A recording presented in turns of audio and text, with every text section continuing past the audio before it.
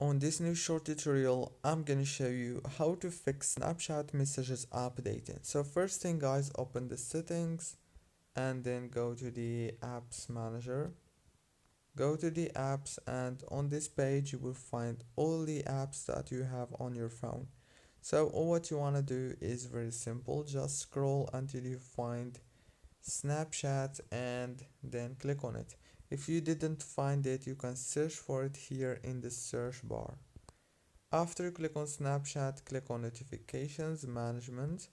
Now right here, make sure to disable the notifications from here. As you can see, it's disabled like this. And then click on this force stop right here.